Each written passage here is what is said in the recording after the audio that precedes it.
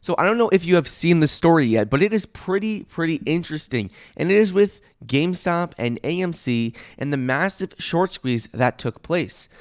One of Reddit's users called Deep F Value says he lost $13 million in a single day when we've been seeing these stocks drop in price. At one point earlier in the week, GameStop was when it was at its highs, over $500 a share pre-market hours. AMC was over $20 a share.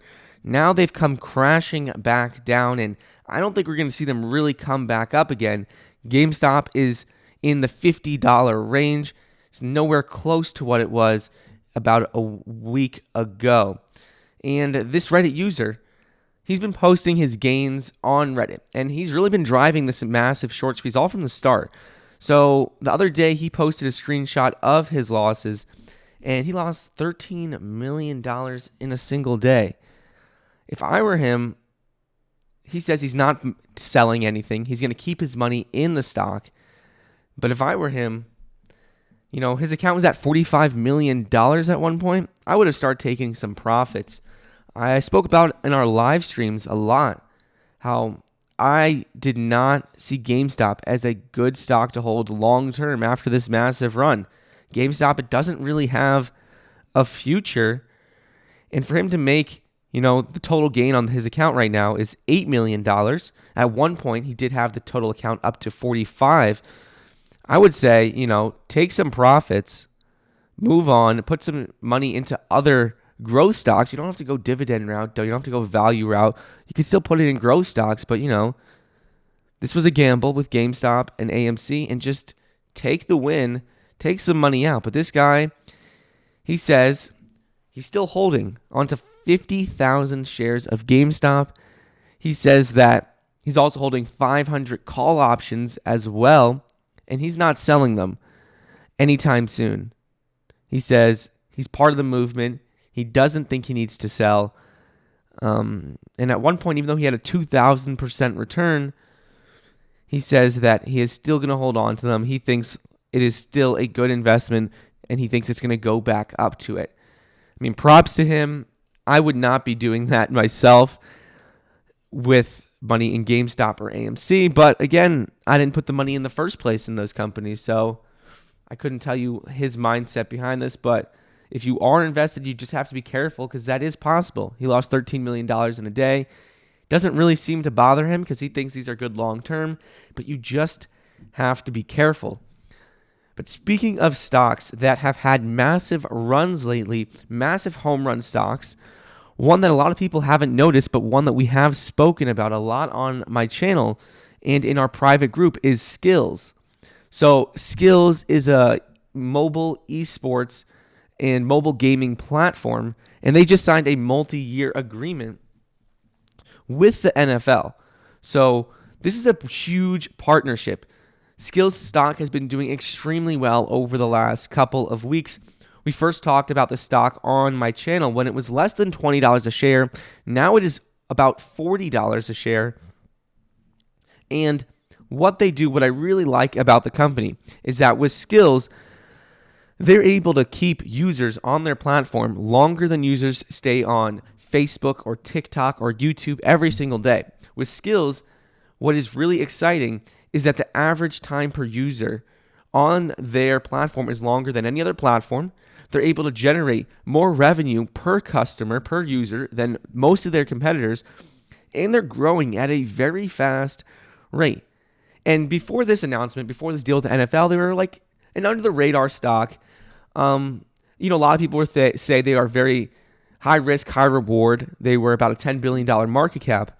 But after this agreement, at least in my mind, this gave Skills gave me a lot more confidence of my position in Skills and investing in them long term, because a deal with the NFL, especially, with the Super Bowl coming up, the Super Bowl just around right now, this is a massive deal. NFL is not going away, and them signing a multi-year agreement with Skills shows that Skills is here to stay. It's not just a company that's going to run up, going to stick around for a couple years. No, Skills is here to stay. They are signing major agreements, major deals with large organizations. So as part of the agreement, The two organizations will host a global game developer challenge, and competing developers will have the opportunity to develop an NFL-themed mobile game. So on Skills, they have a way where anyone can develop a game on Skills, and they make money from that. It's just like making an app for the App Store. So if they're able to come up with a very good NFL-themed game, that's going to be massive for whoever comes up with it. They're going to make a lot of money. It's going to drive more revenue for Skills, and the combination of the NFL and the Skills platform will set the stage for future electronic sports competition. I think this is going to bring millions, hundreds of millions of NFL fans to Skills who never knew about the platform before. And I think that is just a massive win-win for both companies. NFL is having hundreds of millions of NFL fans go to Skills. People who use the online gaming platform with Skills now will be more introduced into sports. And according to their CEO and founder of Skills, he says they are thrilled to have this multi-year agreement with the NFL. And the NFL says that their agreement with Skills provides access to a trusted platform and a highly engaged player base, making Skills an ideal player long-term. So this seems like a great situation for both companies. My respect for Skills went up a lot more. My confidence in the company went up a lot more because of this deal. People were talking about how this was a high-risk, high-reward stock. I think this is still a very high-reward stock, having a fairly small market cap, but I think the risk just got reduced a lot. So the risk-reward ratio for me seems a lot better than it was even before. So that is what I think right now of Skills. But speaking of, the risk-reward ratio, what is going on there? For me, right now, Elon Musk and Dogecoin. Elon Musk has been talking a lot about on social media, Dogecoin and Bitcoin, and he even came out and said that he wasn't going to be talking on Twitter for a while now. He said, he was leaving Twitter. But then just a couple days after he said he was leaving, he said he was gone, he came out and he tweeted, Dogecoin is the people's crypto. And he tweeted the word just Doge. And that drove Dogecoin's price skyrocketing after he said it. It surged more than 50% after this. Elon Musk said he was leaving. 2 days later, in typical Elon Musk fashion, he came back. He said Dogecoin is the way of the future, people's crypto, and it skyrockets again, jumping to nearly 6 cents per coin. So yeah, a lot of people have been talking about this. He came out and spoke on the Clubhouse app in an interview. He spoke about crypto in general, and he said Dogecoin during this Clubhouse app interview where he was talking. He said Dogecoin really, he sees it as like just a meme crypto. It's like a joke. He whenever he talks about it, it's jokingly. He said it would be ironic if it became like the crypto for the people down the road, but he doesn't think that will really happen. He says it would be ironic, but he doesn't think it will happen because the one thing you have to keep in mind with Dogecoin is if you're invested, is that Dogecoin, the way it works is 10,000 new coins are mined every minute. 5 billion are added to circulation every year. Currently, the circulation for Dogecoin is right around 125 billion coins. So it's never going to be like a Bitcoin because Bitcoin has a hard cap on the supply. Bitcoin, there's 22 million coins, and that's it. Once those are mined, as people put more money into Bitcoin, it's going to cause the stock, not the stock, but the price of Bitcoin to skyrocket, especially when large institutions and big money gets into it, which we're already starting to see. But with Dogecoin, when you put more money into Dogecoin, every year your position keeps getting diluted because there is no hard cap on Dogecoin.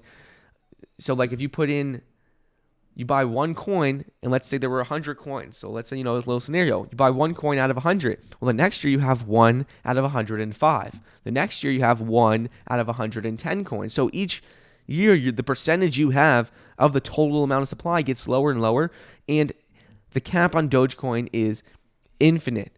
So yes, there is a lot of hype around Dogecoin right now. Every time Elon Musk says something, it skyrockets. But you just have to be careful with Dogecoin because of the fact that the cap on Dogecoin is infinite. There is no cap.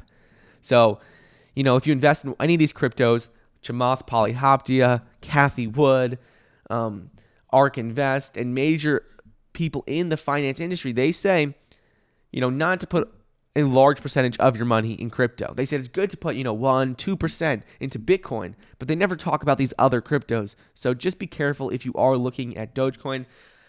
Me personally, I have Bitcoin, but not Dogecoin. So that's my thoughts. But let me know what you think about Dogecoin in the comments, because I'm pretty curious to see what other people are thinking. And right now, going on with Dogecoin and Elon Musk, we also seen some pretty major news from Apple. And Apple has been working on this Apple car. We've been seeing a lot about the electric vehicle market.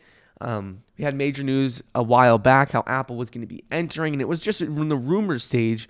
But now we're finally hearing some more concrete information on an Apple car deal. And it looks like Apple and Hyundai Kia are going to be having a deal to make an Apple car. It is not finalized yet, but the Apple branded autonomous electric vehicle that they're talking about right now is looking to be assembled in West Point, Georgia, according to CNBC and according to this article I'm reading right here. One source has made it clear from Hyundai Kia that it's important for Apple and for Hyundai Kia. It's a good deal for both companies, and both of them are going to benefit from this deal. Apple wanted to build their Apple car in North America, and Hyundai Kia has that plant in West Point, Georgia. Apple also wanted to be able to control the software and hardware that will go into the vehicle. So that will also, that's exactly what they want. This deal will allow them to do that. On the other hand, with Hyundai Kia, what they're going to get out of it is they've been looking to manufacture autonomous vehicles, push more into that space, electric and autonomous space. And with Apple working with them and working on this car, they'll be able to have access to some of this technology and this partnership that they wouldn't have had otherwise. And having Apple, which is over $2 trillion market cap company, they have access to a lot of capital. And if you're looking at any company who's going to be moving into the electric vehicle space that doesn't do anything right now related to cars or mobility market in general, I would bet on Apple, because Apple, they like to do things different. They have a lot of money to be able to spend on whatever they're trying to do. And I think Apple is the company that you would see as being able to pull this off. It's not going to be easy, but I think they would be able to pull this off moving forward and in the future. For Apple, this could be a huge market, lead them to have an even larger market cap, cause the stock price to go up even more, because right now the smartphone industry is a $500 billion annual industry, and Apple is about 1/3 of this market. They control about 1/3 of the market. But the mobility market, the autonomous vehicles, electric vehicles, in the future, when people really have autonomous vehicles and for robo-taxis, that mobility market is $10 trillion. So right now they're in the smartphone industry, which is $500 billion, but the mobility is 20 times larger than that at $10 trillion. So Apple would need only a 2% share of this market to have the same size of their iPhone business. So they could double their revenue of their business by just having a 2%, double the revenue of their iPhone business by just having 2% of this mobility market. And I think it is very possible for them to do that. I think this agreement, if it is to go through, would be a win-win for all companies involved. And I think, Apple's already a $2 trillion stock, but I think we can see it go even higher, especially if they get a pretty big hold in the mobility market in the future. So we'll have to see and how that plays out. But I think autonomous driving is going to be huge. I think Tesla is going to continue to go up because of this market being such a major factor in the world for years and years to come. But speaking of new technology that is really exciting, one story I found the other day, and I don't know if you've seen this yet, but is Google considering using drones for firefighting. This was a really interesting story because, to think about it, I heard about drones being used for firefighting, and it just seemed like the perfect fit to me. People don't have to be involved. You could remotely, put out fires, and firefighters aren't at risk of getting injured. Yes, you still need firefighters because people could be trapped in buildings and they might need to go in, and robots and machines and drones can't do that yet. But at least to put out the fire, if it's a wildfire, if it's, a building on fire, drones seem like a very good solution for doing this because drones can get there a lot faster, put people at risk. And so what happened with Google is that Google asked the U.S. Federal Aviation Administration for permission to test a drone for monitoring and fighting fires. However, its drone plans, which were published, have been since removed, so they're no longer there. But the request came from Alphabet and Google's Research, Climate, and Energy Group, not the company's Wing subsidiary. So Google has a lot of different parts of their business, and they did have their Wing subsidiary, which works on drones and drone delivery, and they are actually already certified with FAA in 2019 to use drones for these types of business.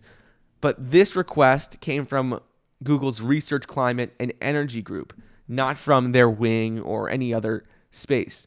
So, I don't know, I found this interesting because drones seem like a perfect solution. So if Google doesn't, go ahead with this plan because they took back their proposals, if Google doesn't go ahead with this, I think we're going to see other companies take advantage of this in the future. I think it's a perfect solution. You're taking something that already exists, which are drones. You're using it for a problem that's never going to go away, which is firefighting. And you're taking a product that already exists, using it for a different solution. I think it creates a perfect outcome. Having a product that already exists, using it for something else. I think we're going to see this being used more and more in the future. And if not Google, I think we will see another company do this. Jeff Bezos. Jeff Bezos had probably the most shocking announcement that we have seen from the big tech companies in a while. And that is that Jeff Bezos is stepping down as CEO of Amazon. This came out of nowhere. No one saw this coming, and he's going to be replaced by the AWS chief, Andy Jassy. So when I heard this announcement from Amazon and Jeff Bezos, I was completely shocked. I think most people were. And I'd never heard of this guy, Andy Jassy, and I was wondering why now? Why now is Jeff Bezos leaving Amazon? Their earnings were coming out very shortly. They have a lawsuit right now for a couple of other things. Why now? Why out of nowhere was this announced? On the one hand, Jeff Bezos is 57 years old. He's basically the richest person in the world, close to Elon Musk at least, depending on the day. But why now is he leaving? And I just couldn't really put those together. Maybe he's just time to retire. He wants to do something different because Bezos will be transitioning to executive chair of the company. He's still going to be involved, but not the CEO, not running operations. He's going to be sort of like a behind-the-scenes person. But it just seemed really shocking that he did this now, out of nowhere. So Andy Jassy, the new CEO of Amazon, he has been with the company for nearly 24 years, according to LinkedIn. He's been with AWS. He was the head of AWS since it's first launched in 2003. So he's been in the company for a while. He's around 53, 54 years old, and he's not young. He's not old by any means, but he's not like a young guy. I thought maybe since Jeff Bezos was 57, they might try and find a little bit of a younger guy or girl to run the company, someone who really in the tech space, someone almost like a Mark Zuckerberg, because Mark Zuckerberg is probably the only CEO of the big tech companies that's still around. Because we've seen Google and Apple and now Amazon, all of them no longer are run by the founder. But Mark Zuckerberg is still over there running Facebook. But this was just a very surprising announcement. Bezos wrote in a letter published to employees of Amazon that Andy Jassy will be an outstanding leader. He has Jeff Bezos' full support.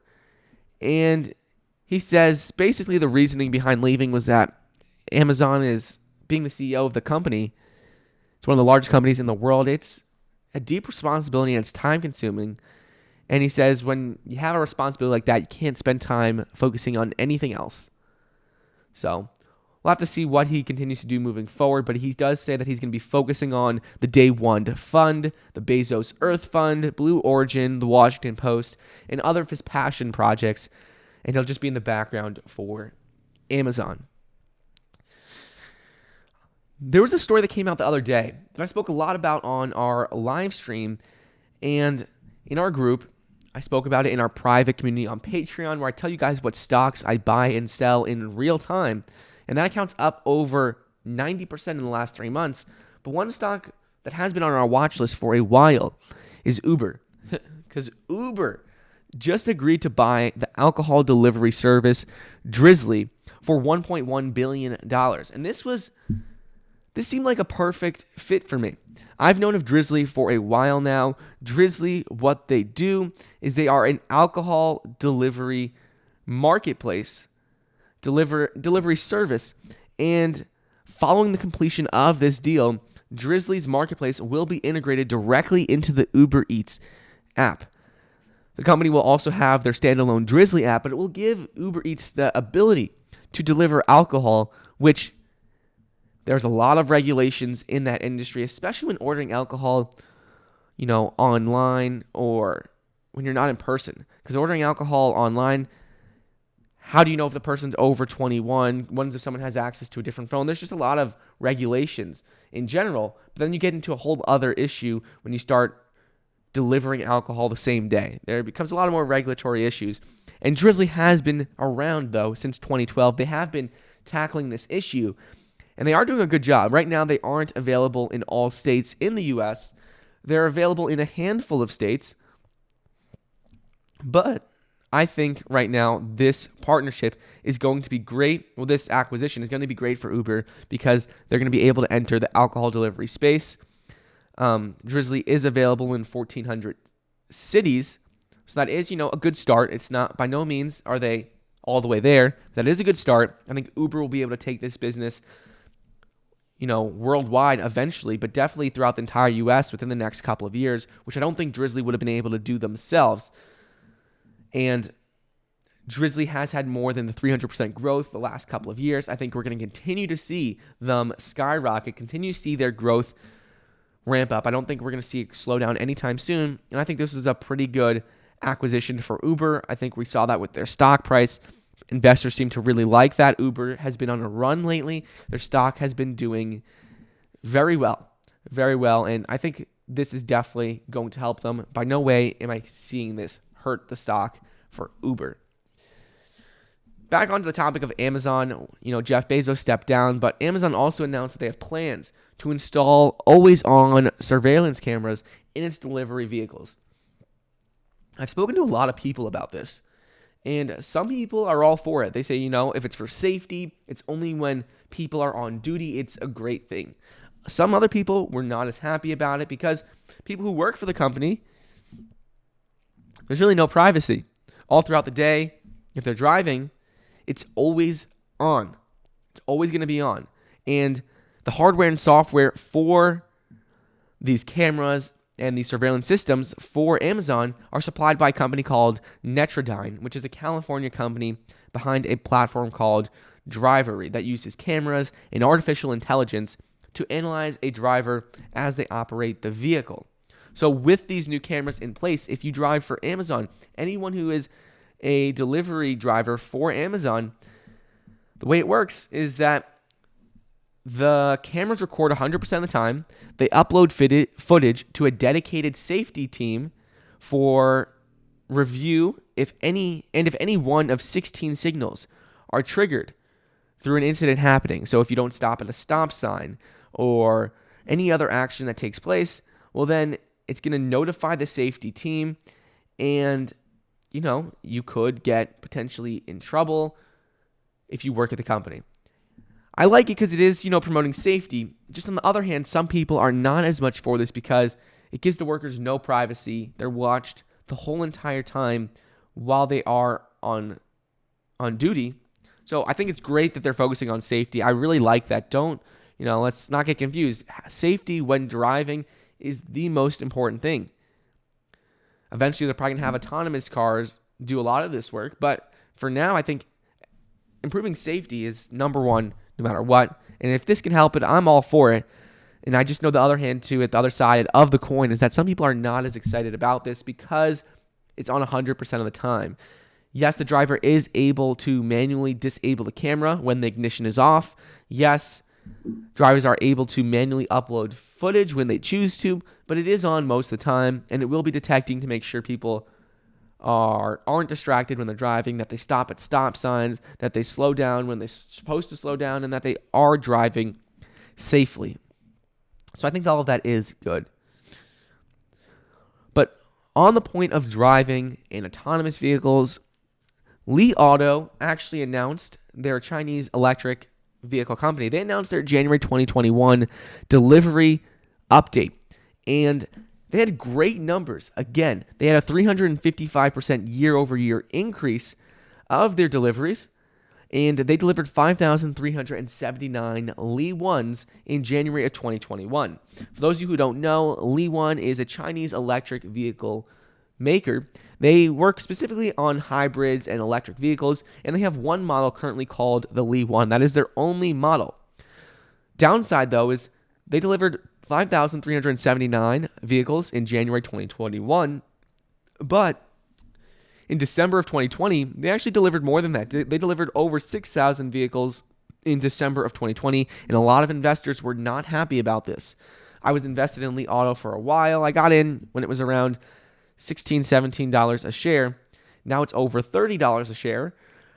But a lot of investors want to see this consistent growth. Every time we see these delivery numbers decrease, no matter if it's for Tesla or NIO or Li Auto, every time we see them decrease, whether it's just that month or that quarter, causes the stock price to go down. Investors get a little more worried about the price of the stock because all these EV companies have such high valuations. They have such high hopes that they're going to deliver massive results in the future. They're going to be delivering tens of thousands, hundreds of thousands of vehicles that whenever we see them not beat expectations, it's sort of a little shock to the system for investors, and it's a little reality check.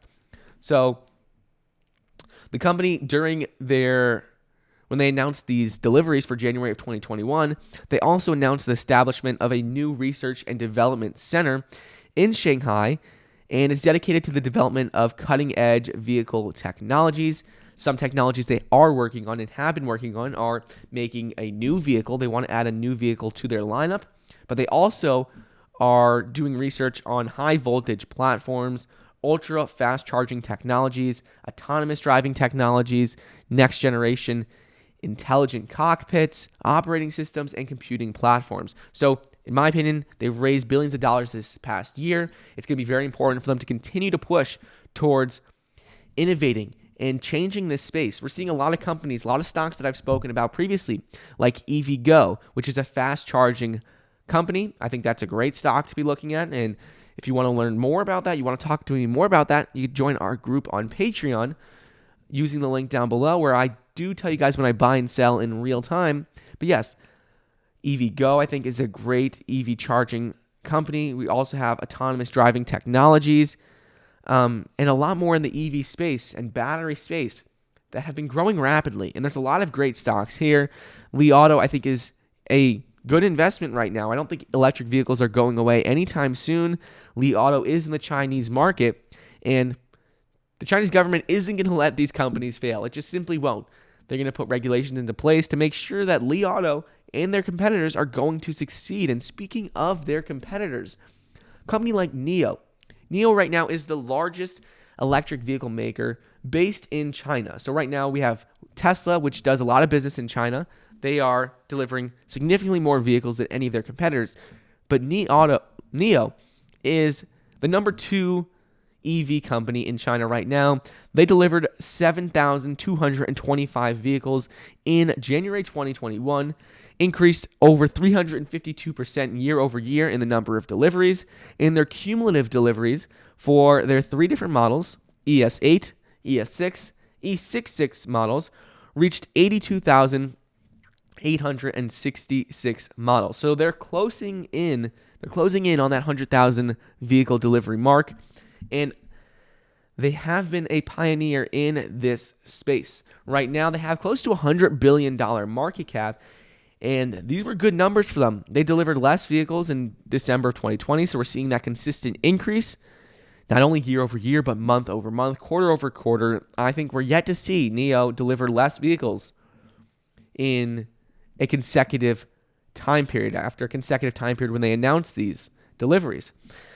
NIO right now, what I really like about their company is their battery swapping stations and their battery as a service model. So right now, if you own a NIO car, when you buy it, they're having a lot more people who buy the vehicles with this subscription model. The way it works is that when you buy a NIO vehicle, you don't buy it with a battery, so it's less money, and essentially you have the car and then you rent the battery from them. You pay a monthly subscription to have a battery, so when NIO comes out with newer or long-range batteries, they can just pop that into place. It's just like in a little toy car, basically. You just pop the battery in, you could get a longer battery, and that is what I really like about NIO. It generates recurring revenue for the business.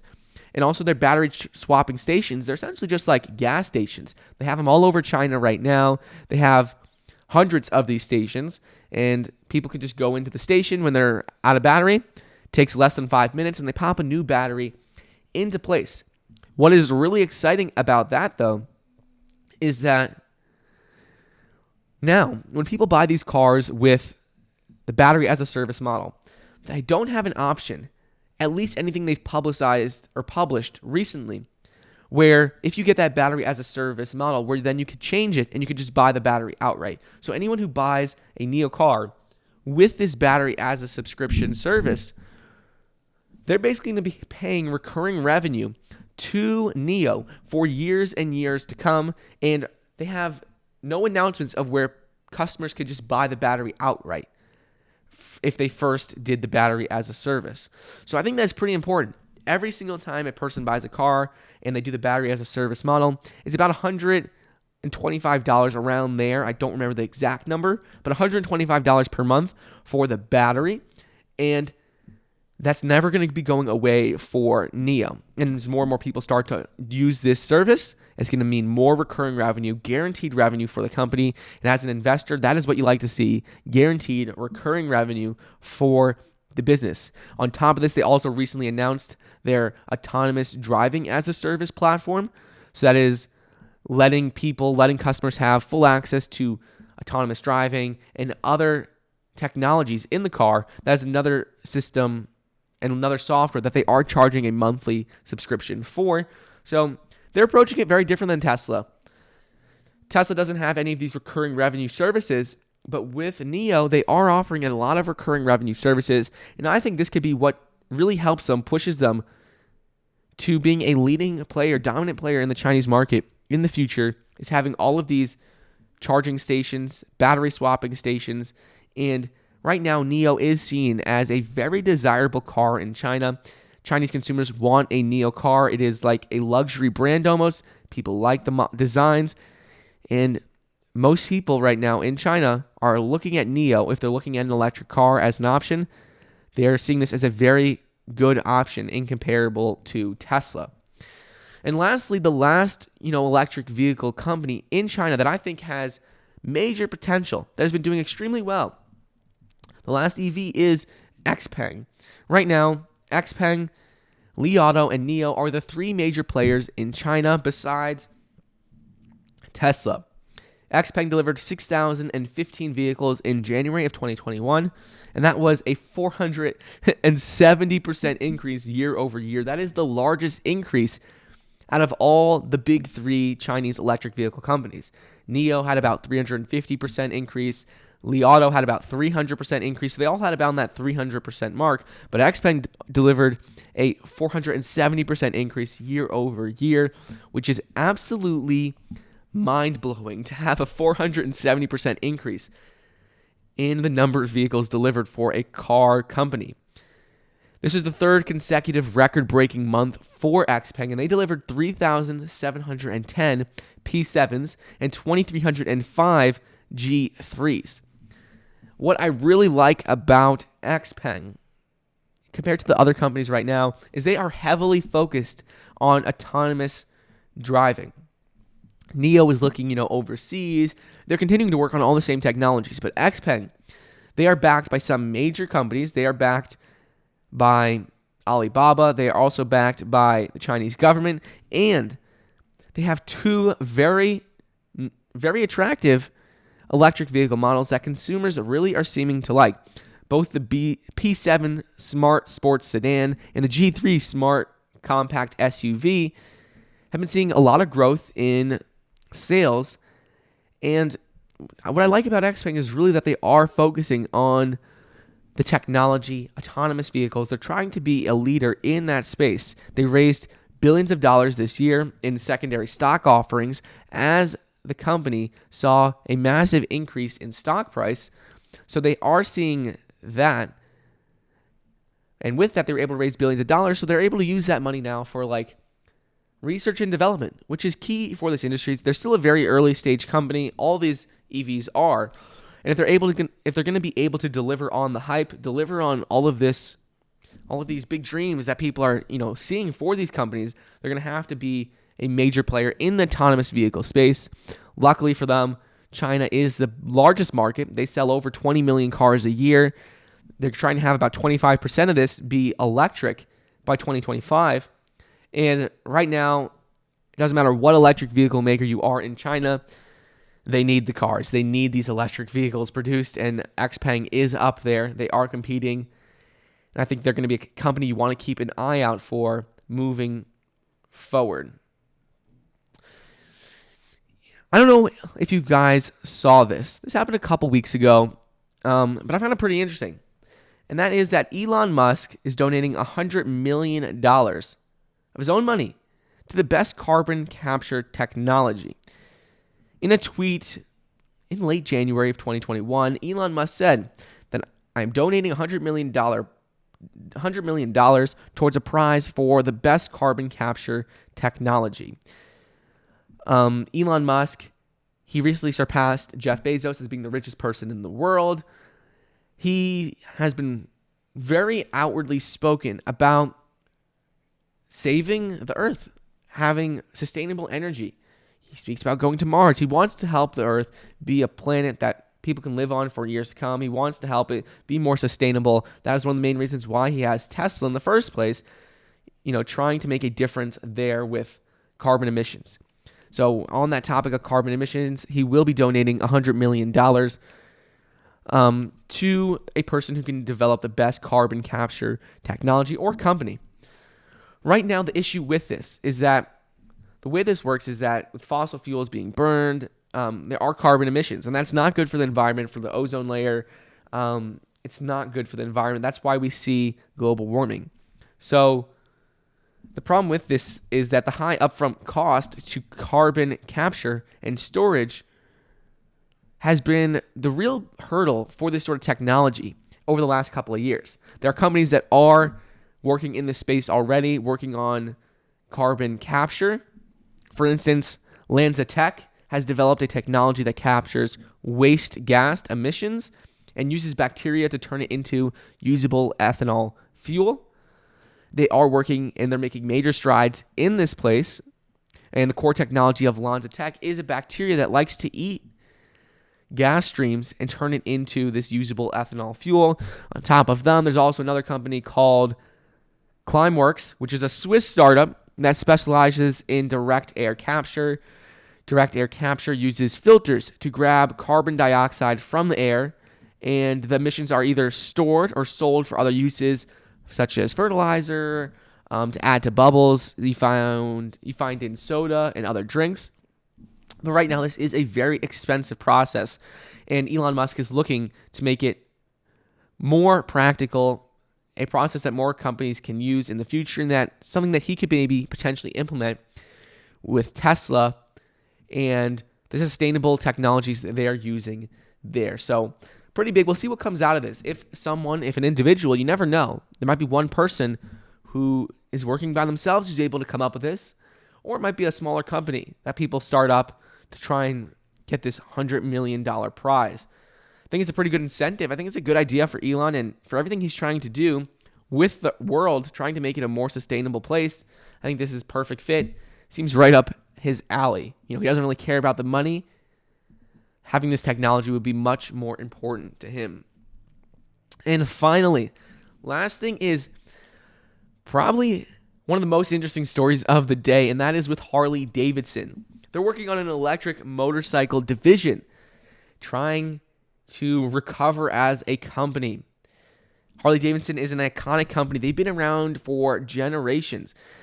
Now, if you think of Harley Davidson, if I think of them, I personally think of an older person, leather jacket, riding a loud, gas-guzzling motorcycle. And that right now, there's nothing wrong with that. But those consumers it's not as large of a market as it used to be. Let's just say that. Harley Davidson used to be an iconic American brand. Now, when people think of it, I don't know anyone who has a Harley Davidson. Even for people who like motorcycles, right now, it's just not as popular of a product. So Harley Davidson has been in a lot of trouble recently. Their stock price has been going down. Some efforts to recover with this, they did announce an electric bicycle, which made pretty massive waves. And the electric bicycle looks very, very cool. Very cool. And it's like an old-fashioned looking bicycle that's white, and it's electric. So with this whole movement to electric bicycles, electric scooters, like we're seeing Bird and Lime and all these other companies who have electric scooters, electric bicycles, Harley Davidson is trying to enter that space, which is a growing industry, electric bicycles. Now, on top of their electric bicycles, they are looking to have an electric motorcycle division. They are looking to put a lot of money in this division to try and grow the space. And their whole idea is to look for non-traditional riders, because now the people who would traditionally ride Harley Davidsons, it's not as big of a market, and they need to come up with a way to appeal to the younger generation, younger consumers. And one way to do that is with electric bicycles and with electric motorcycles. Right now, if you're looking at Harley Davidson's electric bicycle, their electric bicycle is something that I've heard from a lot of people, something that they would want to buy. Something that actually looks very interesting and really cool.